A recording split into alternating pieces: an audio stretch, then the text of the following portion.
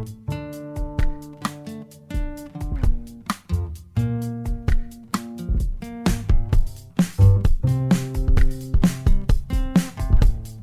is Where We Live on Connecticut Public Radio. I'm Lucy Nalpathanchel. A West Hartford, Connecticut native is leading efforts to expand broadband access to Americans and make it more affordable. Attorney Jessica Rosenworcel has been a member of the Federal Communications Commission, the FCC, for 2 terms. Now she's the acting chairwoman of the FCC. Today, Where We Live, we listen back to my conversation with Rosenworcel. We spoke in February. She oversees a federal independent agency that regulates communication technologies like cell phone and cable services. The pandemic has shown all of us the importance of having reliable phone and internet access. You can join our conversation. Find us on Facebook and Twitter at Where We Live. Jessica Rosenworcel, welcome to the show. Thank you for having me. I mentioned again you're acting chairwoman of the FCC, and you're also a Hall High School grad. How often do you get back to our state? Well, my parents still live in the house where I grew up. And so when I come home, very little has changed. But that's really the sweetest part. I am a Connecticut person and a New Englander at heart. So I miss being there in that part of the country. I'm in Washington right now. We're having a small snowstorm, but it's nothing like the fluffy white snow I knew growing up at home back in the 80s and 90s. So as a member of the FCC, when I think about the issues that you and your colleagues have worked on over the years, this might not be something the general public follows closely, but I think the pandemic has changed that when we see how important and necessary it is to have high-speed internet for people who are working at home, especially children who have been in remote school now. What have you been hearing from parents and teachers, even healthcare professionals, when we think about the importance of telemedicine during the pandemic? Yeah, there probably was a time not that long ago when I would have to begin conversations explaining what the Federal Communications Commission does and how the agency's been around since 1934 and oversees satellite services, cable services, your cell phone, wireless access, and a whole bunch of engineering and technical matters. But during this pandemic, the value proposition of having access to high-speed internet service, it's just never been clearer, right? As a nation, we've been asked to take so much of what we do in person and go online for work, for school, for healthcare, and more. And I think that this pandemic has conclusively demonstrated that for every household, broadband's not just nice to have, it's need to have. And I think that simple fact is going to have to direct the FCC's actions in the days ahead. Just the other month, we spoke with John Horrigan from the Technology Policy Institute. He looked at the digital divide here in our state during the pandemic, and it really focused on two groups. So when we think about people in communities that don't have access to broadband or reliable service, like rural areas, Northwest Connecticut, and other parts of the Quiet Corner, but also communities where maybe service is available, but people can't afford a good plan that gives them the speed they need. So we're thinking about low-income communities of color in our Connecticut cities. So can you talk about the issues that we have in our state here in Connecticut, how that plays out in other states?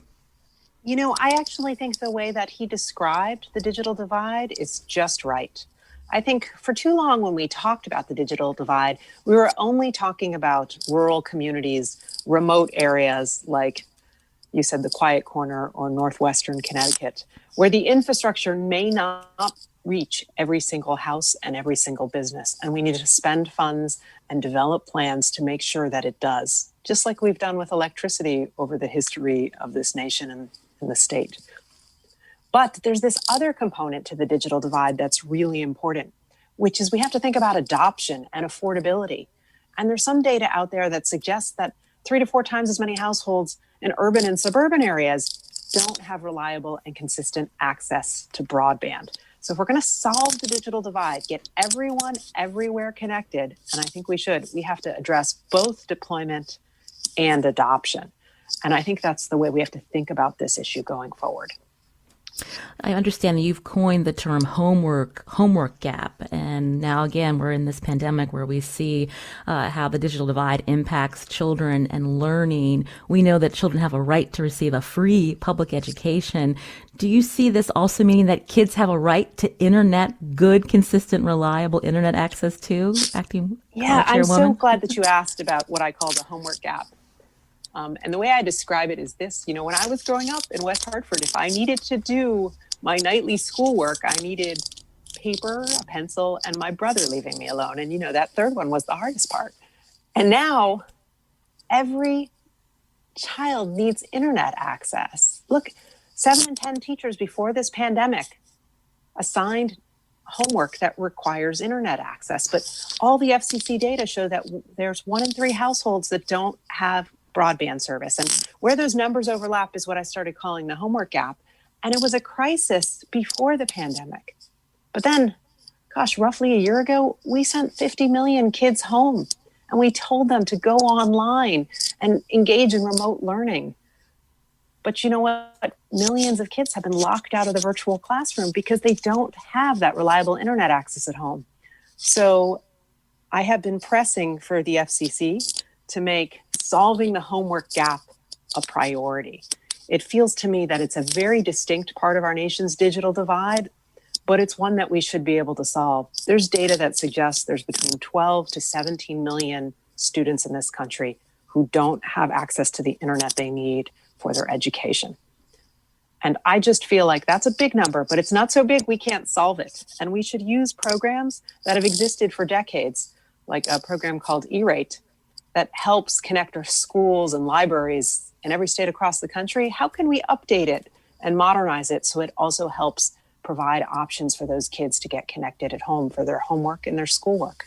This is something that your former colleague and former chairman Pai you and he did not agree on the role of these programs. And so, moving forward as acting chairwoman, how do you see working with your Republican colleagues around this program again to make it more robust? Well, I've got an agency that is right now has 2 Democrats and 2 Republicans. Typically, we would have 5 members. We've only got 4. So bipartisanship is the only way forward. I am keenly aware of that. But I also think we are sitting here in this extraordinary time, right? We've got this pandemic. We're trying to get out of an economic crisis associated with it. And we know that giving people access to modern communications is a way to help them continue their schooling, keep up with their medical appointments as telemedicine grows. And for many people, it's essential to really continue to go to work and to maintain their jobs. So I just feel like we have to bring those ideas to center and find a way to work on them. Part of the problem is the data that the FCC and the federal government has related to what broadband access actually looks like across our country, the maps and who has it and who doesn't. Could you talk about this monumental challenge before you as you think about ways to improve internet access for all Americans? Yeah, it is both really simple and a really big challenge at the same time. But it's hard to believe, but the United States, we don't have the best maps that suggest precisely where broadband service is and is not. And during the last several years, the administration spoke a lot about fixing this. But I decided right out of the gate, as I took over the reins, we were going to actually set up the architecture to do it. So I set up a broadband data task force. And we are going to be using funds that have been appropriated to the agency to help us build nationwide maps of where service is and is not. And we're not just going to rely on the carriers telling us that. We're actually going to rely on consumers, local governments, state governments, tribal authorities. In other words, we're going to take the data we have and ask people across this country to help us perfect it and get it right. Because I think all of us know, which house is too far down the road for getting service and which places when we travel, we start to lose bars on our phone. So how do we take that knowledge that we all have from our day-to-day life and make sure that that knowledge can help us in Washington build better data, build better maps. And once we have that kind of granular, precise information, we will all do a lot better job at sending support to areas that don't have service and getting them connected. When I mentioned some of the companies that got that were awarded these bids, I should say, one of them is SpaceX. And so I'm wondering if you could talk about the technology available to get this internet access to, say, rural parts of our country, where, again, we know that internet service providers in the past, if it's not something that they can make money off of, they're not going to put in all the infrastructure to get that internet to somebody. So I don't want to talk about any particular company, but I think you bring up a really good point. There's different technologies that are being developed that might be able to help us get to more places faster. You know, traditionally, we used to think about our telephone companies and they would offer digital subscriber line service. And that was how people got high-speed internet. Increasingly, most households get it through their cable provider. And we are starting to see the development of new fixed wireless services that could also change how people access the internet from home. And these low Earth orbiting satellite systems could get connectivity to some of the hardest to reach places a lot faster than terrestrial on the ground systems. So I'm an optimist about all these different types of technology that are being developed, because I think in this country, we're going to have to use them all to reach everyone everywhere. This is a topic that we talk about often here on Where We Live. I wanted to share some listener tweets that they were sent to me. Randy tweeted, starting January 1st, Xfinity turned back on the data cap. And that meant they were getting warning emails. They were going to start getting charged per gigabyte and terabyte. My wife and I work from home. My son is 100% remote learning. Our TVs are all Wi-Fi. They had to ration the data the last 2 days of January, which can be problematic when you have to work and get your schoolwork done. Someone else tweeted, Diana, that broadband internet's something that has clearly become a basic need. We're all paying too much. And if you have Comcast, chances are it's unreliable. We upgraded to the speed recommended for an office building and saw no noticeable change except in our bill. So just with some of those tweets sent to us, Acting Chairwoman Rosenworcel, what can the FCC do to help consumers? Well, first of all, I agree it's an essential service. Everyone needs it right now to have a fair shot in 21st century life. And with respect to data caps, I understand this not just professionally, but personally. You know, I'm in a household with kids who are doing online schooling, a spouse who's also working. And we too worry about what those data caps can mean. Now, as far as FCC authority, one of the challenges is during the last administration when they rolled back a lot of the agency's authority in this place. So we're going to have to look about what rules we have and how we might be able to reassert it. But I know that my inbox is filled with complaints about data caps. I mean, this pandemic has put a focus on it, and it's easy to see why. It's not just my household and the household of your listeners. We're all trying to do more things online and using up more capacity in the process. And while the FCC has always had policies about reasonable network management and allowing providers to make some decisions, I think we've got to acknowledge that these data caps can really harm households and individuals, because they can't do everything they need to do during this pandemic to maintain some semblance of modern life.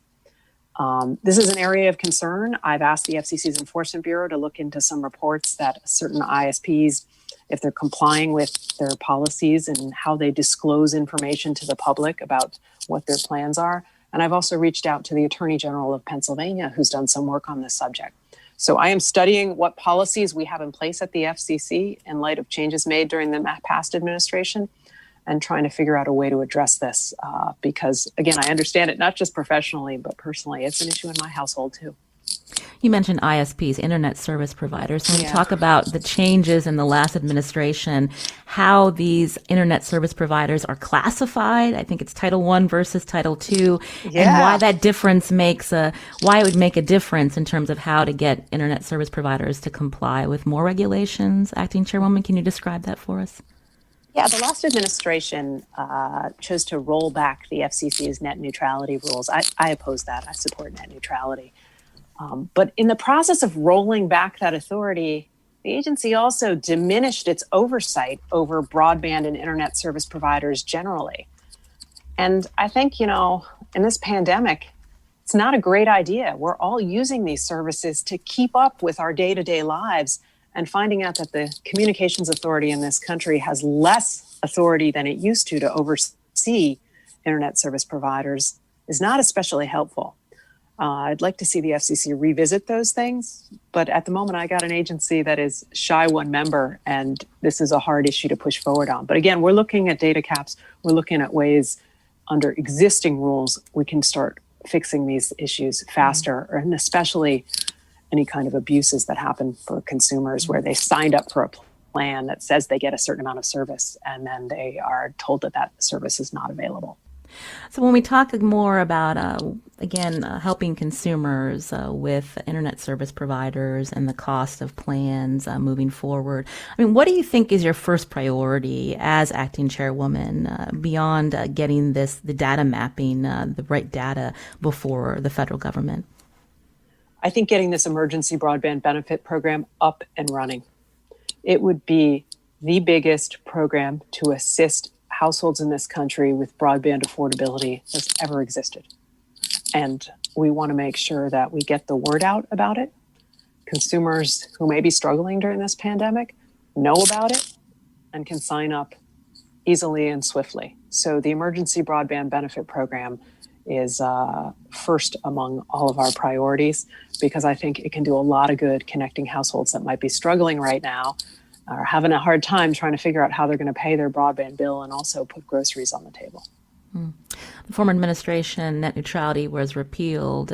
Moving forward, the argument was that a lot would happen with that repeal, and it didn't come to be. But are you worried that there's been instances where we've seen ISPs, internet service providers, throttling service, and this is still an issue that you want to tackle moving forward once you get that full FCC membership?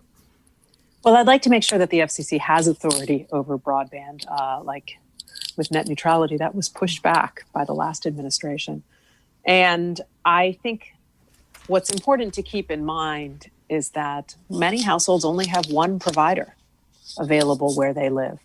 So if that provider starts blocking websites or censoring content or throttling certain services online, that household doesn't have a choice. They can't take their business elsewhere. So I do believe net neutrality policies are important. And I also think that the companies and the providers of broadband are definitely on their best behavior. They're keenly aware that legislation passed the House last year to bring back net neutrality, that there are states like California that have enacted their own net neutrality laws. So I'd say that the providers are being very careful. And I think that is something to do with the experience that we all have right now. But I also believe that having these policies on our books is a good thing. And either through the FCC or through Congress, I hope it's something that we can put into the law again. I'm glad you brought up California, because this anecdote I'm going to share, what happened in California, might get our listeners pretty incensed. But in 2018, firefighters there were fighting California fires. They were put in the slow lane by Verizon when they needed it the most. I mean, that's an example of, it's just amazing that happened. Right. No, well, you also think like the choices that your providers make, maybe they'll throttle your cat videos or, when you're sitting back and streaming online one night. But this is just a hefty reminder that these are services that are used in public safety, used in lots of environments. And we've got to be really thoughtful about making sure everyone has access to what they need. Before we end, I wanted to ask you about 5G technology, and there have been communities that are a little worried about this. Could you talk about 5G technology and what the build out will look like moving forward? Some of the challenges? Well, 5G is just the next generation of wireless technology. We are in early days here with its deployment. It is building off of 4G, which is the current generation. It is expected to bring speeds as much as 100 times faster with much, much lower latency. So it will make possible not just technologies that we know of on our phones, but try to picture this wireless capability built into the world around us, into cars. It'll make lots of things that are viable because the speeds are so much greater and the latency is so reduced. I think that there's a lot of potential for use in the economy going forward. And we are just starting to explore that use. I recognize there's also some RF related concerns, radio frequency related concerns, and the FCC reviewed some of those issues the year before last. That review was under consideration by the courts, and it's something we'll be mindful of going forward. When we talk about 5G technology, how to make it more equitable, so not only serving wealthy communities like we have here in our state, the Fairfield County area, but what about rural and low-income areas? Well, this is the challenge with all new technologies. Private sector companies are logically going to want to deploy it in the densest locations where there is the greatest economic opportunity first. And then the hope is that we can build it out to everyone everywhere.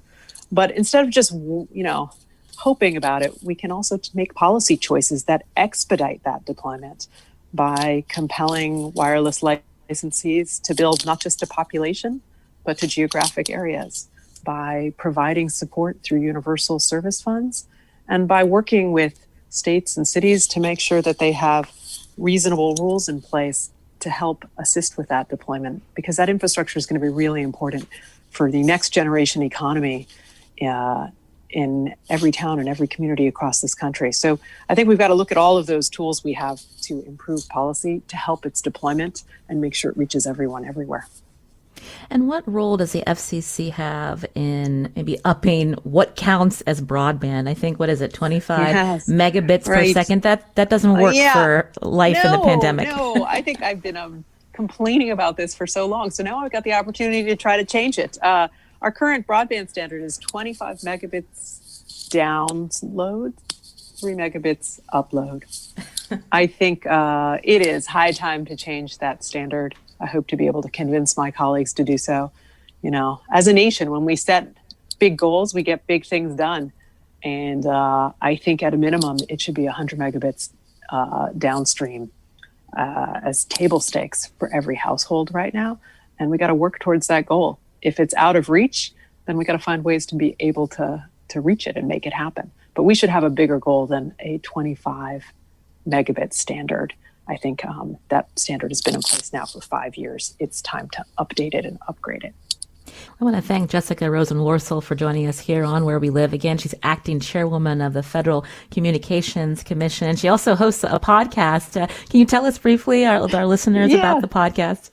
Sure. Well, for a while, I've been the only woman serving at the Federal Communications Commission, and I'm keenly aware that the number of women in STEM fields is too few. So I decided that rather than, playing the sad trombone about that, we were going to just amplify the voices of some of the women I've been able to meet to learn about the technology that they work on. So I've been able to interview some huge dynamos. I've talked to senators about this, members of Congress. I've also spoken to folks like the head of the Girl Scouts, who's an engineer by training. I've spoken to an astronaut. And I just think it starts expanding our view of what women are doing in technology. And that's a good thing, because if people can see it, I think they can be it. And that was the whole purpose of starting the podcast. And I'm glad I've done so. Well, thank you again for joining us, and we'll be watching to see what happens with the FCC, including, again, you're acting chairwoman of the FCC, if appointed as the permanent chair. You would be the first chairwoman of the FCC, Jessica? Yes, that would be the first permanent chairwoman in more than 8 decades, yes. Well, thank you again for your time. Thank you, I appreciate it. This is Where We Live on Connecticut Public Radio. I'm Lucy Nalpathanchel. We're listening back to my February conversation with West Hartford native Jessica Rosenworcel. She's the acting chairwoman of the FCC. I spoke with her about the Emergency Broadband Benefit Program, which Congress funded in the December 2020 COVID stimulus bill. As we discussed, the FCC was tasked with implementing this program, which will give low-income families discounts to make broadband access affordable in the pandemic. Earlier this week, the FCC announced it would begin testing the program with broadband providers. Consumers are not yet able to sign up for the benefit, but according to the FCC's website, the public should be able to sign up for the program by the end of April. Now, coming up, I speak with a Wall Street Journal reporter who covers tech policy. Stay with us.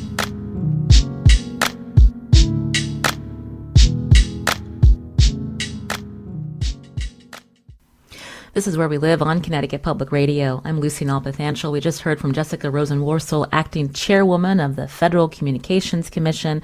For more about the FCC and some challenges ahead, joining us now on Zoom, Ryan Tracy, tech policy reporter at the Wall Street Journal. Hi, Ryan.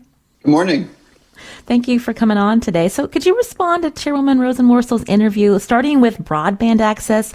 I asked her about the FCC auction under the former administration to companies to help expand broadband service. She didn't want to talk specifically about SpaceX, but I know this is something that you've covered, just the different types of technologies that that these companies hope to use to help expand broadband internet. Can you give us an overview?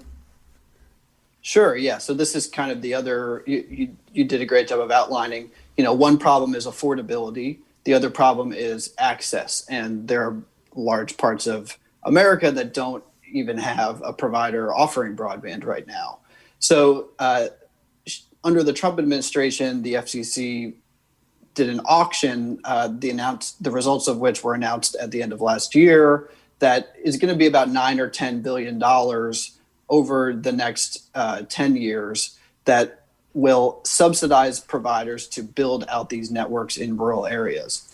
And it's interesting now, Democrats are going to be in charge of deciding whether to sort of press the button and release that money. And there are some questions, there's a lot of lobbying going on in Washington about this right now, because some of the winners of the auction are providers that have less of a track record than some of the kind of household name type companies like, Charter, for example, which runs the Spectrum broadband product. SpaceX has never really had a widely available commercial service before, and yet it's in line to receive about $800 million over 10 years. So the question before the FCC now is whether it's okay with that, or is it confident that SpaceX can do what it's promising to do? And there are some other companies, even smaller than SpaceX, that are on the hook for some pretty large commitments. And so she's going to be kind of overseeing the staff that evaluate those applications. And the stakes there are, if the FCC gives money to companies and they don't follow through, well, then it could be an even longer wait until it can set up another auction and send even more money to using somebody else to actually follow through. So, you're talking about years of delay for some of these rural areas if that those commitments don't work. On the other hand, these are areas that are really hard to reach. Mm-hmm. And if it does work, if SpaceX does follow through, that's going to be great for those areas. So we'll see how it goes. So SpaceX, again, would be satellite-based broadband service. Is this promising when we think about the challenges in rural areas, this last mile cost and pull challenges where internet service providers haven't wanted to spend the money to put in the infrastructure? Could this be a promising technology for those areas? Yeah, I think it'd be hard to debate, your description of it as promising, right? The SpaceX technology is really interesting. It uses satellites that are much closer to the ground than satellites would typically be. And there's a lot more of them. There's a whole constellation of them. And we're talking thousands of satellites, much smaller and closer to the ground. And the idea basically is that SpaceX can offer this technology all over the world to all sorts of areas that don't currently have, a fiber optic cable going by their house right now. Because it's a new technology, though, you have all these questions. Well, how fast will it be? We know how fast a fiber line is, and we're not sure yet. If you would get a lot of people signing up, will that sort of slow down the speed on these satellites? What happens when it rains? All these things that once you deploy the technology at scale, that's really how you kind of learn how it works. So SpaceX obviously has done testing, and they feel very confident that this is going to work, but it's never really been done before. So we'll have to see. I like focusing on this when we think about the billions of dollars in federal subsidies these companies are getting, because as you pointed out in one of your stories, these subsidies come from the so-called universal service fees that consumers see on their phone bills, Ryan. Right. Yeah. So this is a program that's been around a long time. And the idea was, if the phone company gets a monopoly in a given area, well, they ought to have the obligation of providing universal service in that area. And now we're kind of trying to adapt that program to the age of the internet, when you've got a lot more providers, internet service providers involved, and you're trying to kind of, the Congress hasn't really updated the laws to reflect the fact that we're in this new kind of broadband age. The Universal Service Program is an old program, and what Chairwoman Rosenworcel and others at the FCC have done is try to adapt those fees and use them as funding for broadband programs. And, there's all sorts of problems with that. One thing that's happening with those fees is they keep going up every year because fewer people are paying phone bills, and a lot of those bills are, and that fee is on your phone bill. So there's less money available to try to build out broadband. And that's why Congress is appropriating additional funds, as we heard with this emergency program during the pandemic. Again, it remains to be seen if acting chairwoman Jessica Rosenworcel becomes the permanent chair. But can you talk a little bit about the tenure of former FCC chairman Ajit Pai and what remains in front of her and the FCC in terms of his legacy and some of the things he did, including the repeal of net neutrality? Yeah, so certainly she's got to deal with these broadband programs that we've talked about. Net neutrality is an issue where there's a really big partisan divide. Democrats think the FCC should be putting rules in place, regulating internet service providers, and telling them, not to sort of not to throttle certain web traffic and allow other web traffic through, and really being much more specific than Republicans would prefer in terms of regulations. And the Obama administration adopted net neutrality rules. The Trump administration rolled those back. Now we've got Democrats in charge, and they may eventually try to put them in place again. So we're kind of seesawing here.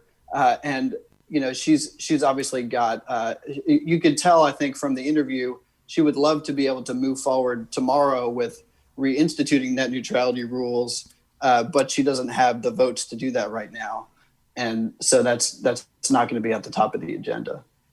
You're hearing Ryan Tracy, tech policy reporter at the Wall Street Journal, on Where We Live. Coming up after a short break, we're going to talk about, should government regulate the internet, and what does that mean for tech companies like Google and Amazon?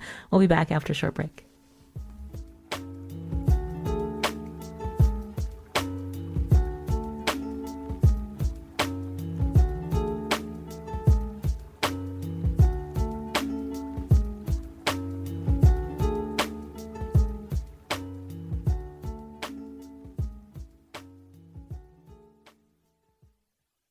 This is Where We Live on Connecticut Public Radio. I'm Lucy Nalpathanchel, broadcasting remotely. My guest right now on Zoom, Ryan Tracy, tech policy reporter at the Wall Street Journal. At the top of the show, we heard from acting chairwoman of the FCC, Jessica Rosenworcel. We brought up internet service providers and the speed that is considered broadband, Ryan. She mentioned she'd love to see that upped, I think, to 100 megabits per second. How possible would that be? Yeah, so this is something that the FCC looks at when it gives out money for broadband, and the definition is important when you're talking about what level of service is the government going to subsidize. I think it is somewhat symbolic, though. So, for example, under the Trump administration, although the definition was 25 megabits per second, the money that they are planning to give out to provide service in all these rural areas that we've been talking about, a lot of that money is supposed to fund networks much, much faster than that, like 1,000 megabits per second or gigabit speed. And so, the FCC is moving in the direction of kind of wanting to support faster service. And it sounds like the acting chairwoman would like to, also change the definition of what's considered broadband so that all these other programs, federal programs and federal policy in this area reflects that. So we know that the FCC has a big hand in making rules around internet connection and service providers like Comcast and others. But what about regulating the internet in the sense of the enormous power tech companies have, like Google and Facebook and Amazon? Does the FCC have any say over this? And if not this agency, is there a move in Congress of having some more regulation of these tech companies?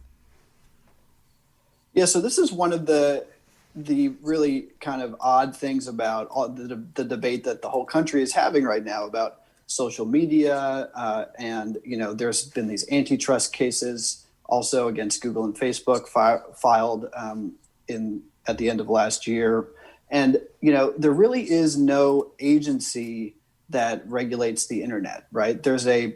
And in particular regulates these huge companies, really the biggest companies in the country right now. Big tech, so to speak. The Federal Communications Commission is an old agency, created in the 1930s, and it doesn't have authority over Facebook or Google, really, unless they were to do something that the FCC regulates, like, for example, provide fiber broadband service or something like that. And so there's a kind of interesting policy debate going on right now in DC about what to do about that. Should Congress create a new agency? That's something that some Democrats, for example, have proposed. Or is that really the best thing? Maybe the internet's doing fine and we shouldn't have more regulation of it. And right now, that debate is really kind of all over the place. Honestly, it's not as if Congress looks like it's getting ready to create a new internet regulator tomorrow. There's a lot of proposals floating out there right now and a lot of debate. The one place where there is agreement is both Democrats and Republicans really don't feel great about where we are. They're both angry for different reasons at Facebook and Google, and they're not content with the current situation. And so they've got to try to figure out a way to move forward with some policies to address that. And that's going to be tough, especially when Congress has so much else to do right now, when you're thinking about, the coronavirus and economic recovery bill and all these other priorities that the president and leaders in Congress have set out. So, it's a messy debate right now. Mm-hmm. You mentioned whether there should be more or less regulations during the Trump administration. There was some movement on a law called Section 230. So this would be whether companies have protection from being held liable. Can you talk a little bit about how the Trump administration waded into this and what that means for the current FCC? Yeah, so Section 230 is part of a law called the Communications Decency Act. It was created in 1996 at the beginning of the internet age, really. And it says that if, for example, Twitter allows me to post a tweet that someone else says is defamatory, that person can't sue Twitter. They have to sue me, right? Twitter's not responsible for what I post there. And there are some other aspects to Section 230 as well, but that's kind of the basic thing. And that allows a lot of internet websites that host user-generated content to exist. So think of YouTube videos or reviews on TripAdvisor or postings on Airbnb or Amazon. The fact that the companies that are running those websites don't have liability for the content really allows them to run those websites. Otherwise, they'd be looking at lawsuits left and right all the time. So there's some logic to Section 230, and that's why it was created. But Section 230 has also become a target because there's this feeling, again, among policymakers that these companies just have too much leeway, that, Twitter can decide to block someone completely, like it did with President Trump, if they want to. Or, companies can decide not to block something, like when Facebook decided to leave up a video about House Speaker Nancy Pelosi that decision made a lot of Democrats really angry. So, there's a lot of debate. Well, what should we do about this? We should look at Section 230. And in fact, President Biden has proposed revoking Section 230 altogether. He actually did that before President Trump proposed doing it. So this is something Biden and Trump both said they wanted to do. And it's unlikely, I think, that Congress is going to revoke the law altogether because there's just not a lot of support for that. So the question is, what do you do? And that's something we're going to see a lot of hearings on this year in DC is how do you change this law, if you're going to change it, to maybe bring some more accountability to these large social media platforms without hurting all these other websites or making them, face a whole lot of lawsuits. Well, I appreciate the context you provided for us. Ryan Tracy, tech policy reporter at the Wall Street Journal. We'll tweet out some links to his stories. It's been an interesting hour, and we'll be looking forward to seeing what happens with the FCC, including if Jessica Rosenworcel is made permanent chair. Ryan Tracy, thank you for your time. We appreciate it. Thanks. It was a lot of fun. I appreciate it. Today's show was produced by Carmen Baskoff. Our technical producer is Kat Pastor. I'm Lucy Nalpathanchel. As always, thanks for listening.